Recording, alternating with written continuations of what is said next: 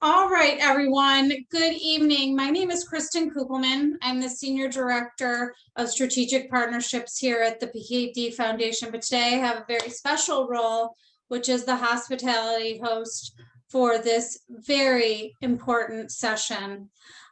You have joined us for the emotional impact of managing PKD. Thank you so much for being here. Before we get started, if you have any questions during the presentation, please type them into the chat, and then we're going to address as many questions as we can during the Q&A, which will be at the end of the session. Keep your microphones muted. You can leave your cameras off because we want to have great audio for everyone. I am very pleased to introduce the speaker for this session. Dr. Daniel Sukor is the Director of Behavioral Health at the Rogosin Institute in New York City.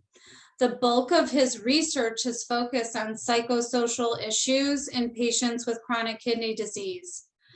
Dr. Sukor's current research interests are focused on depression, anxiety, sleep difficulty, pain, and caregiver burden in patients with end-stage renal disease. Dr. Sukor, it's my pleasure to turn the presentation over to you. Thank you very much for the introduction. Thank you for the invitation to be here and really for the opportunity to speak with this group. I appreciate it. Thank you. So I will go through my prepared slides, but I really look forward to having an opportunity to dialogue with everyone at the end of today's presentation.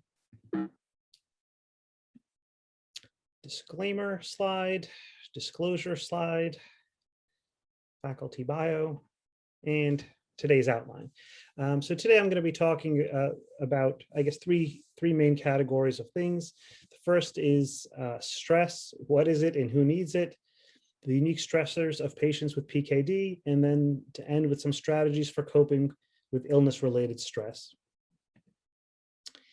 So stress, we all know when we experience it, but what is it really? So it's defined as a state of mental, emotional, or physical strain.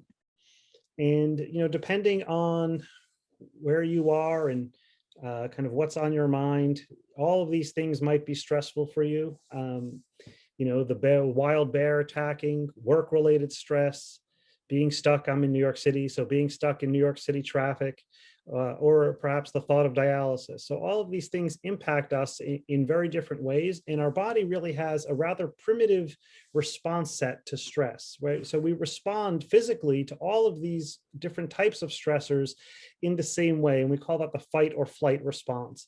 And our body prepares us to either fight whatever is coming our way or to run away from it.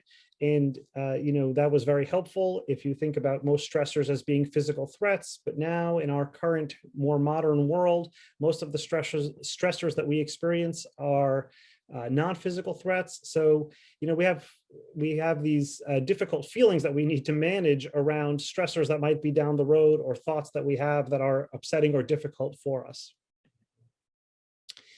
So what actually is stress? So stress is defined as, something happens in the environment, something potentially stressful occurs, and we have an alarm.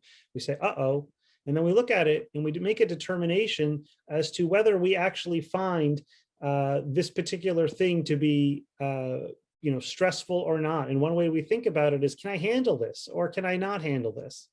And then based upon that decision, we develop an emotional response, a physiological response, or a behavioral response. So if you're driving and you think you might have an accident and all of a sudden you get prepared for it, and then thankfully you avert and you don't have the accident, you still might go through some of these things. If you find out you have, I don't know, a pop quiz on an exam, if you feel prepared, so then it's not that stressful. If you haven't done the work and you're not feeling all that prepared, you might find that to be extremely stressful. So depending on how we view the particular event, that determines how stressed we feel by it. This is a slide that I love to share with people. It is, you can see the date, it is from 1908. And this is a curve which shows that the amount of stress that we have kind of predicts the amount of response or the efficiency of our performance. And at very low levels of anxiety or arousal, we don't perform very well. And at high levels of arousal, we don't perform very well. But there's this optimal place in the middle where we perform well. So, anxiety has a really positive evolutionary role to play. So if you think about the squirrel who's not worried about winter, they will not be putting away enough nuts to make it through the long winter. Those of us that are worriers and planners, so then that circumstance won't happen to us. So we need to kind of think about where we are on this curve. And if we're not experiencing enough anxiety, perhaps there's more that we need to do to be proactive about our health, and we need to kind of ramp up our own concern about things. Or perhaps we're on the other side of the curve, and we're hampering our ability to perform efficiently because we are so worried or anxious. So kind of just being mindful of where we are and then making some subtle adjustments can really make a big difference in terms of our ability to perform well. So today I'm going to be using a lot of depictions. So this is my picture or my mental image of what coping looks like. So we see this person, and he is contemplating lifting this heavy weight. And what we see is that the demand is substantial. Nobody will say that that weight is not heavy. But do we think that this person will be able to lift that weight?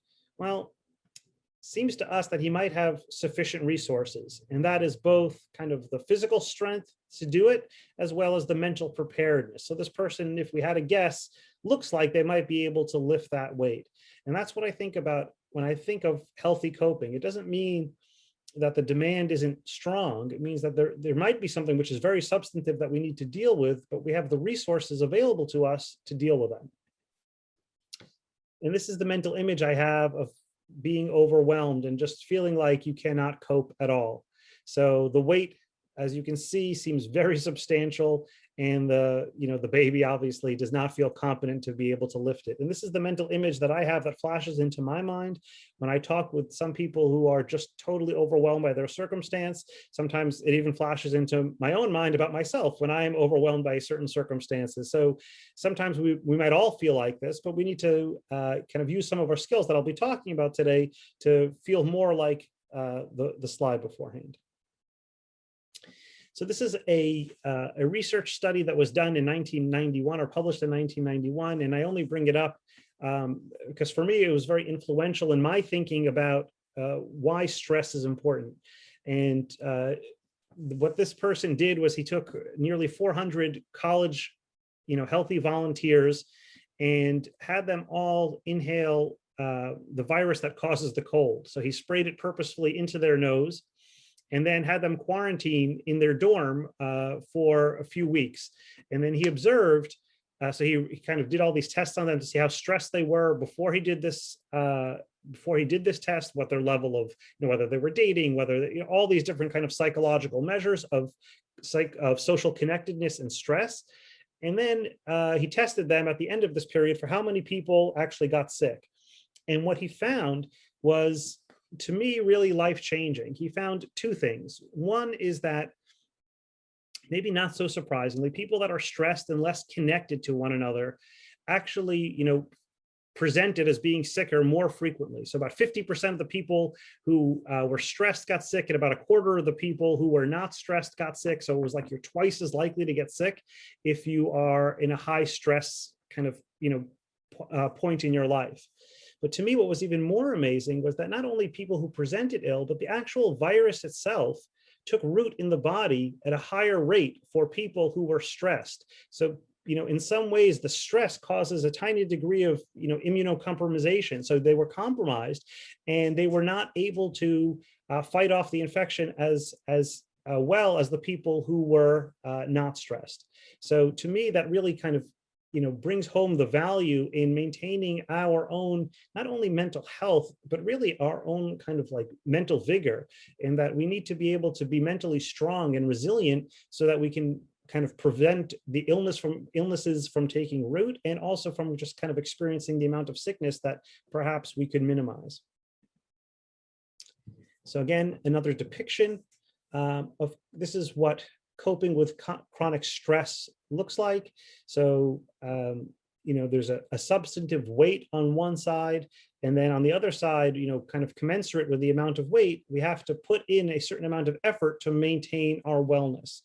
And the way that I think about this is, this is, for most people, let's say, who are not facing any additional challenges, they don't feel like they have extra resource. There's a lot of challenge in this world. Everyone's kind of struggling through different parts of their life.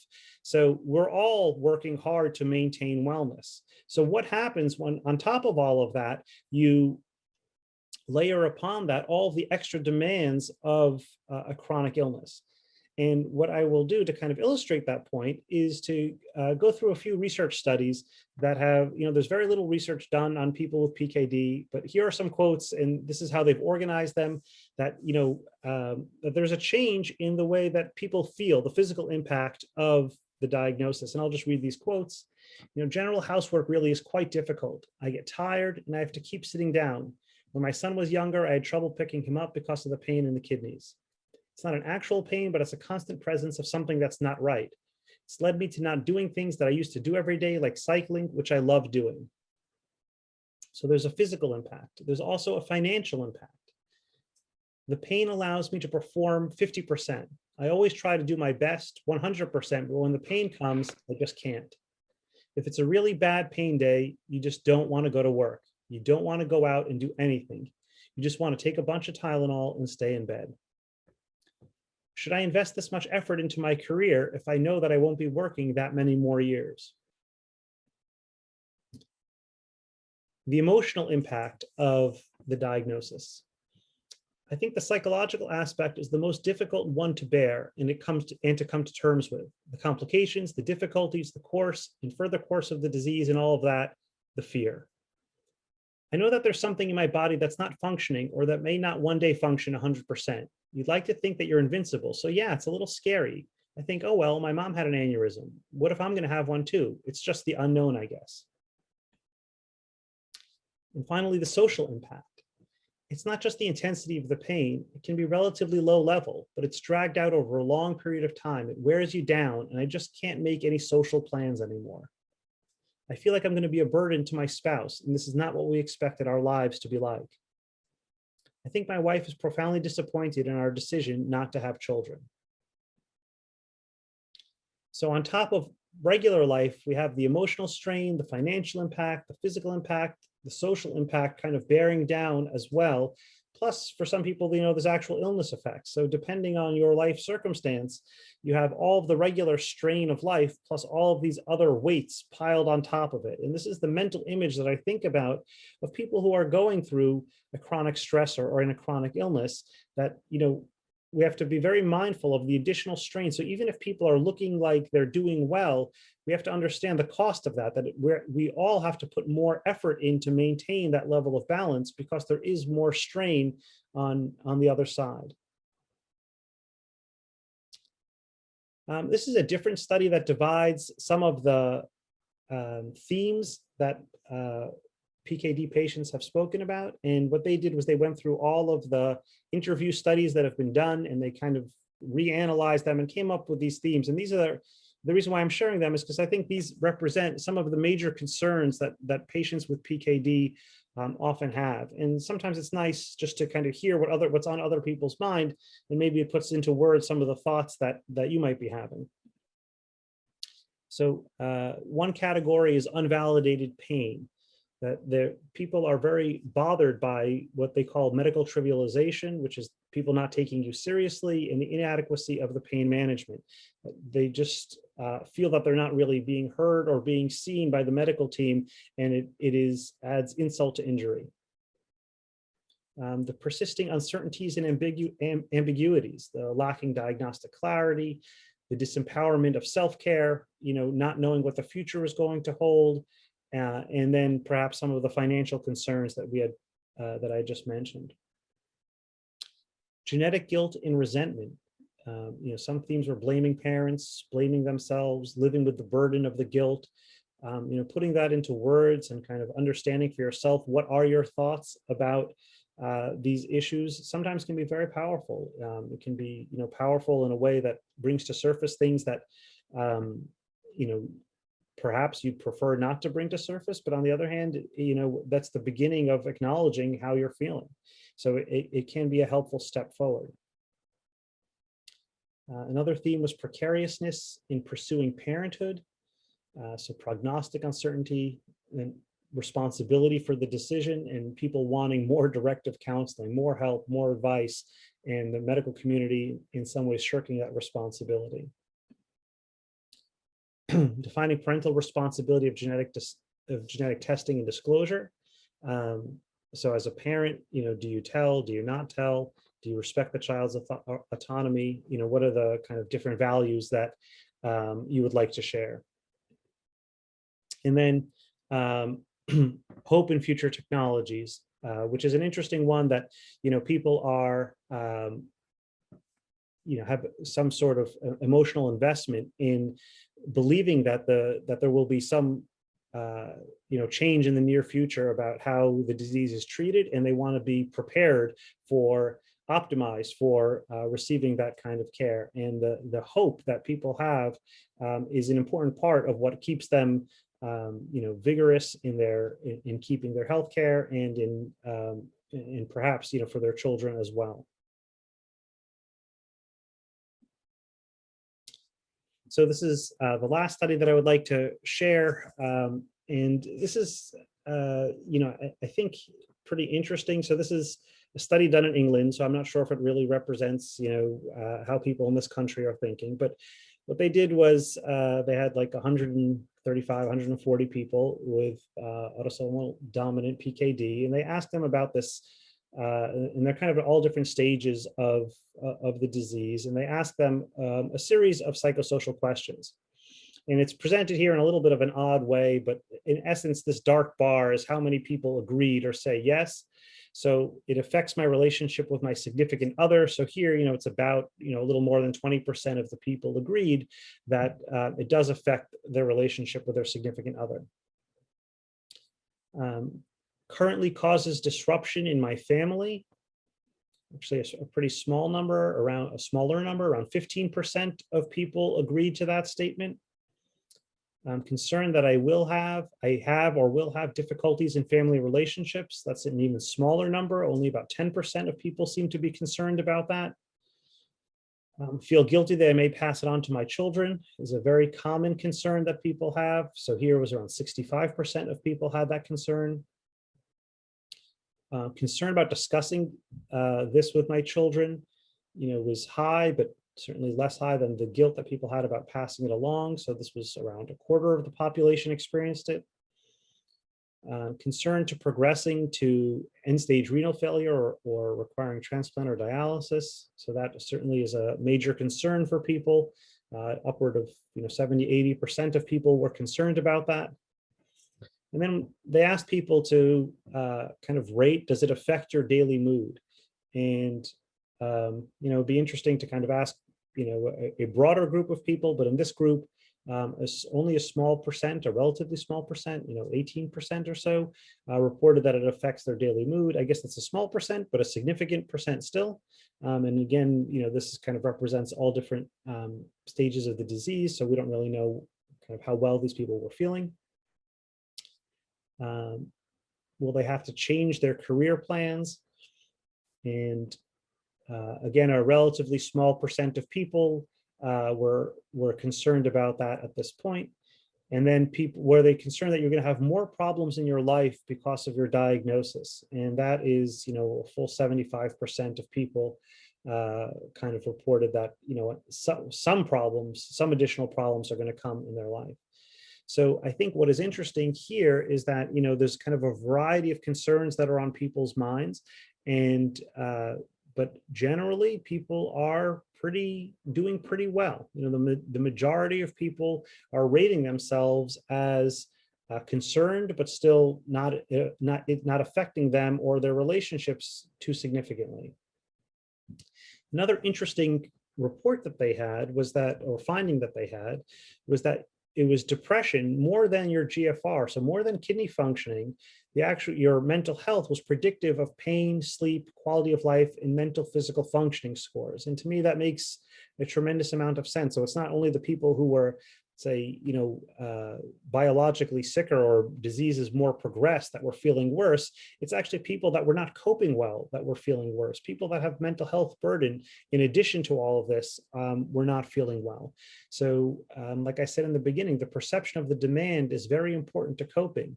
So if you're thinking of this as an overwhelming diagnosis and if you're feeling depressed as a result of it, it is likely to cause more difficulty for you than people who are able to have a more positive coping strategy in mind. So to speak here, a little bit about how does this impact our understanding of how people respond to any medical condition or to PKD in particular.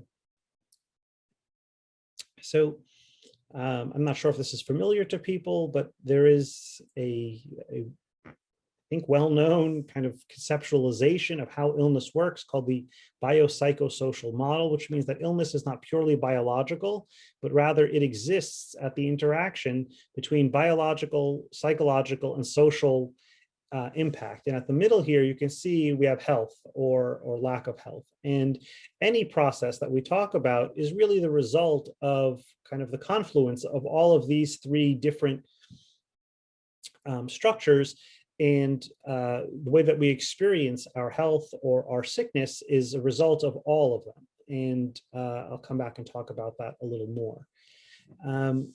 So one of the models that I would like to talk about is called learned helplessness. And this is a model for depression, which I think can be helpful to think about when you're facing a pathway of difficulty in front of you in terms of your medical care. So what Marty Seligman did was he developed this little model here of, he had dogs in a box where they could jump from one side to the other. And the floor had this shock grid in it where they would get a small shock that was unpleasant. And what they did is they would pair the shock with a speaker, with a sound. And, when the sound went off, the dog would know to get off that side and would jump over, and to avoid the shock would jump to the other side. And dogs will do this, they're very quick learners. Most animals are pretty quick at learning how to avoid pain. And the animal will do this very effectively. They're very efficient learners. And they will do this, when they're sleeping, they can get up very quickly and jump. It's kind of, biologically built into, animals and all of us to avoid pain and avoid discomfort in any way that we can. But then what he did was he made the sounds and the shocks, he kind of unpaired them. He made them random. So sometimes the sound would go off and the shock wouldn't go off. Sometimes it would go off on the other side. Sometimes both speakers would go off. And it seemed to represent, kind of chaos and randomness. And after learning this pattern of avoiding the shock, the dogs were now exposed to this second category of random association between sound and shock. And what do you think the dogs did? They lied down, essentially, and they stopped trying to figure it out. Once they had accepted that it was random, they just lied down and accepted the shocks or the non-shocks. And that's how he developed this model of depression. In essence, if people feel that no matter what you do, it's not going to make a difference, so then we're not very motivated to try things. Then we kind of just lie down and take whatever the world has to offer us. And then Aaron Beck is another well-known psychiatrist, and the way that he thinks about depression is he believes that, if your thinking focuses on things that are internal, global, and stable, then you are likely to have what he calls depressive thinking and to develop depression. So if you have negative views about yourself, they feed negative views about the world and negative views about the future. And when there's a confluence of all three, you begin to have a higher risk for depression. And I'll just give 2 examples of that. I failed the exam because I'm not smart enough. I probably will fail the rest of the semester. I'm not cut out for this. So, right, it's internal, it's about me. It's not, it's something which is likely to happen again, and it's global, right? I'm not cut out for this. So a person who has this thought after getting their first exam back, we can guess how they're going to respond and how the rest of the semester might go for them. Versus I failed that exam because it was unusually hard. I'm going to have to do well on the next exam to save my semester grade. I can do this, but I'm going to need to change my studying, right? So that person with that thought process might really have a different reaction to that poor grade on the first exam. Second example is, as I shared my talk with some of the patients that I work with, this was one of the reactions that I got, and I thought it was kind of so on point that I decided to include it. They say, of course I'm depressed. This disease is internal. It's literally inside of me. It's global. It impacts every area of my life, which seems to be the point of your presentation, that I was bringing it home to them, and it's stable. Well, they said, I wish it was stable. My disease is actually progressive. So of course I'm feeling depressed about my illness. And I totally understand that, but I feel that, with a slight perspective change, you might have a different emotional reaction. I have this genetic condition, but how I respond to it is up to me. The condition is due to bad luck in the genetic lottery, right? It's not about me, it's something external that happened. I still have many areas of my life that I can achieve everything I would like to in. The course is really unknown, but I should certainly not be wasting any of my most precious resource, which is time. So how do most people respond to stress? Most people respond to stress by being resilient. And as we saw from a lot of the data that I presented, there are people that certainly that can struggle. And at times it's maybe different for us at different moments in our life, and depending on what we're facing or what other things are going on in our lives. But by and large, we need to have a belief that most people are pretty resilient and that we are able to cope with the challenges that are placed before us. And now what I would like to do is kind of end the presentation by talking a little bit about some healthy coping strategies. And, I had said before that we have this biopsychosocial model of illness. And I think, in thinking about it that way, we can have a biopsychosocial model of health. And that there's in these different domains, we need to think about what areas can we improve in. And what I usually recommend to people is, kind of doing an inventory, starting off by thinking about, what is it that we're doing well with and what areas are we experiencing challenges with? And, this first step of really just taking a moment and understanding, where our challenge lies can be very, very predictive of, what we need to do. It's prognostic. So once we understand what's going wrong, the solutions in some ways begin to present themselves. So we know what the issue is, but now we need to go about kind of executing a plan to doing it. And often a second step that people will skip is that they don't, what I call asset mapping, which is really trying to write down, what are the resources that you have that are available to you. And sometimes people, don't appreciate and they don't understand the resources that they have. They often focus on the things that they don't have that are available to them. But sometimes we can use the resources that we do have in more efficient ways, whether that's, people in our lives or access to certain types of care. All of those are resources that we should make sure that we're taking full advantage of. And then once we kind of, have this understanding of what our problem really is, we can use different skills or different strategies to improve our psychological, social, and biological well-being. So let me talk for a moment here about our psychological well-being. So maybe I'll start at the bottom, because that is often where people begin, is what we call solution-focused coping, which is when you say, okay, here's the problem, and I'm going to put my effort into addressing the actual problem itself. And that can be obviously very effective. We might educate ourselves, we might plan, we might do certain things to kind of get ourselves mentally prepared for what it is that we need to do. And that is very helpful for certain types of problems, for problems that are solvable, for problems that are short term, right? So then those types of problems, that's obviously the preferred solution, is to address the problem so that it's no longer an issue.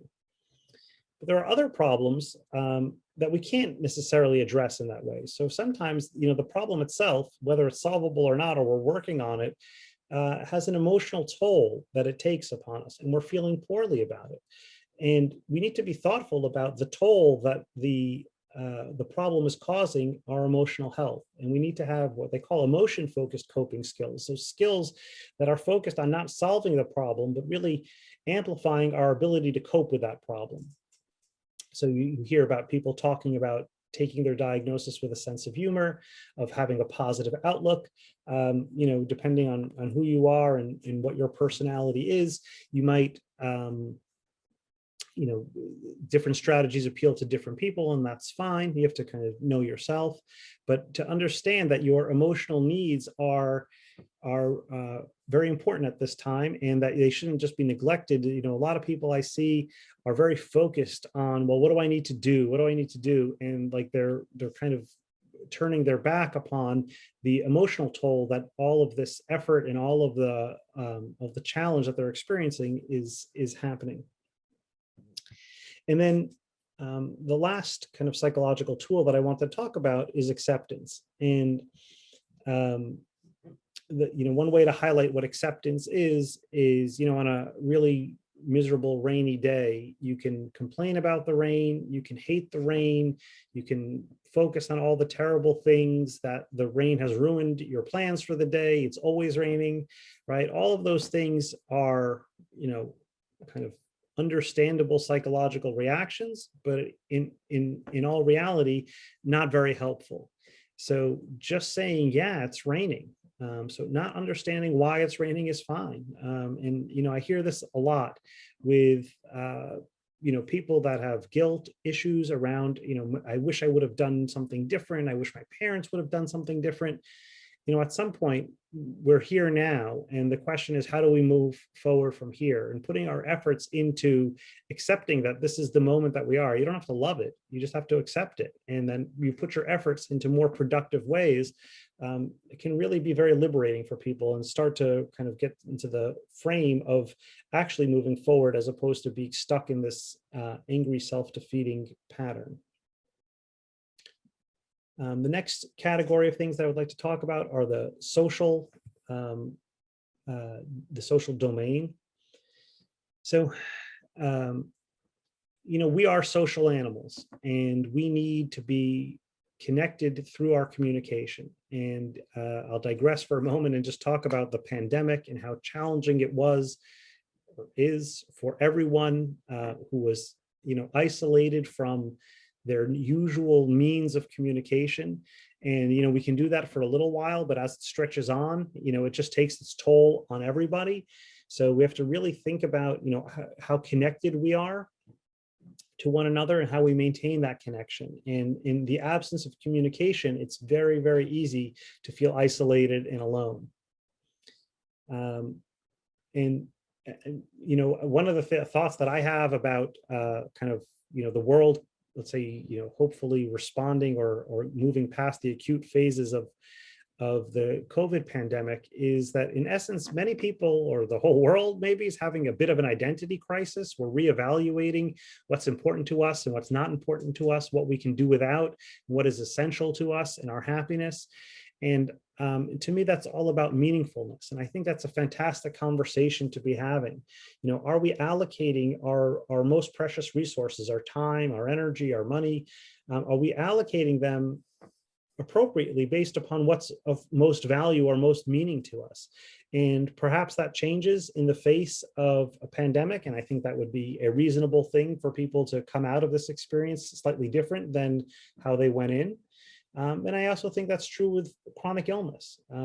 Sometimes people say, I just want to have a regular life. I just want to be like everyone else. Well, I think that there's an opportunity in some ways to really focus on, to understand what is it of value to you and what is of meaning to you, and focus on those things. And people who are facing chronic illness often have the advantage of kind of really being forced to deal with the psychological work here of kind of figuring out what's vital to them. Is it our family? Is it our work? Is it charity? Is it, what is it that drives us? And really investing the appropriate amount of time and energy in those activities. I just want to let our speaker know you have 10 minutes remaining. Perfect, thank you. And then in terms of our biological health. I mean, obviously listening to your care team and following all of their advice, but exercising, healthy diet, taking the medication as prescribed, those are the things that we can do to maintain our biological health. And if we think of our health as being more than just, biological illness, but rather it's the positive existence of, a healthy state of psychological, social, and biological health. So then, we can kind of expand our thinking into not only should we be focusing on, say, the biological component, but we should also include the psychological and the social components as well. So I am happy to take some questions now and to have a dialogue with people. In case you want to know where I am, I'm from New York, and that is my email address. So if we do not get an opportunity to answer your question today, or if you have something that you would like to communicate with me privately, that is totally fine. Thank you, Dr. Sukor. If just reminding everybody to stay muted. If you have any questions for him, you can type that in the chat.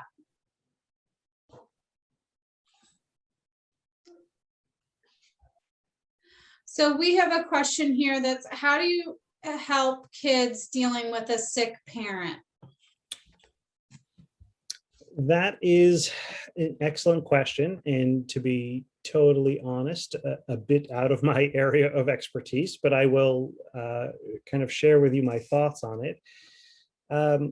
It really depends on how old the child is, how sick the parent is, but I would say that children don't know much about the world outside of what we tell them about it.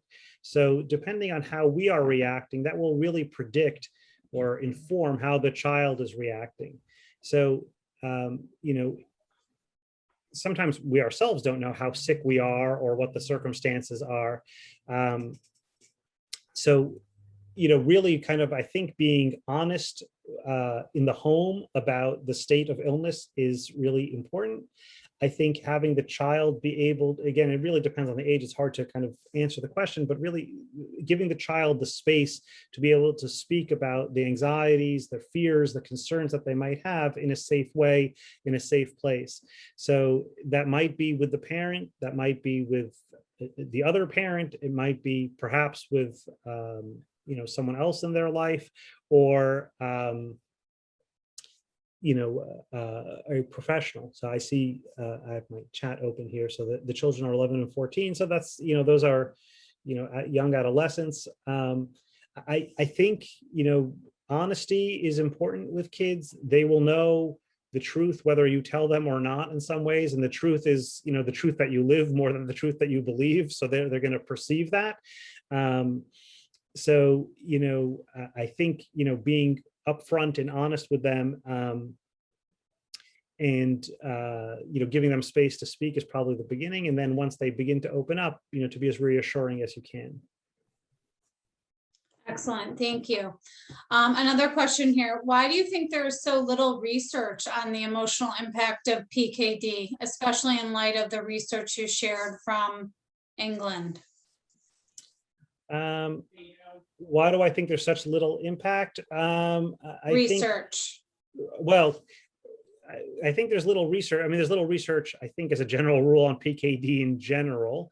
And, most of the research dollars go into, looking for cures, not for trying to understand how people are coping with it. So that's not uncommon in I don't know, let's say, less popular diseases. What I think, is happening in the world in general is that as patients are getting more involved in setting agendas for research and for healthcare spending, there is a shift to what I call patient-centered or patient-centric questions. And, I certainly applaud that. I think it's a really wonderful step forward for medicine. And I encourage everyone to, be as involved in setting these agendas as you can be. And I think from my perspective, the medical community is actually very interested in hearing what are the key issues for patients with, what are the key concerns, and, kind of focusing their attention on that. So I think there's little research in general, but I would say I'm generally optimistic that there's more and more appreciation of the role of psychosocial phenomena in illness groups. Excellent. My 30-year-old daughter has PKD, had a lot of anxiety about the pandemic. Now she is vaccinated, but still worries about exposure. How can I help her feel safe? Well, that is an excellent question. And that is a question that I deal with on a pretty regular level. So, well, I can share with you, I have spent a long time talking with the chief medical officer at my institution. And he certainly thinks that the world should be a bit more cautious, and that some of that anxiety might be well placed, and that we're not quite out of the woods yet, and certainly people that are immunocompromised should be extra careful. So how do you get people to feel safe is a very complex question when we're not really sure of the reality of how safe the outside world really is at this moment. And there's this new phenomenon which is called re-entry anxiety, which is people experiencing this going back to work or public transportation, and for some people it's really high, and for some people they're just kind of super excited to get back to regular life. And I would say that in the absence of clear scientific information, we really have to let people kind of do it at their own pace. So I think talk to your child about what do they feel is an appropriate level of risk, and are they kind of doing the activities that they can given that appropriate level of risk taking. So if they can go out with a mask and they feel comfortable, are they going out? In New York, we have outside dining and inside dining, and I think a general belief is that outside dining represents a really low risk, and if that's kind of the way they feel, are they actually going out with friends? Are they beginning to socialize again and doing, maybe doing it in a way that feel safe for them? Very good. Let's see. I'm trying to read the questions here. Is there any more questions? I see some conversations happening in the chat. People are very interested in this topic. We have somebody in the chat whose nephrologist wants them to start a new drug in the fall, and they're feeling very anxious about that. So I've actually seen a few people who are contemplating tolvaptan. It's a difficult decision, I think. And all I can say is you really have to have a really nice working relationship with your nephrologist. And, if you don't feel like you're working with someone that is kind of on the same mental page as you, maybe, find someone else, because these are difficult questions, and, you got to just make the right choice for you. Thank you, Dr. Sukor. This was a very special presentation.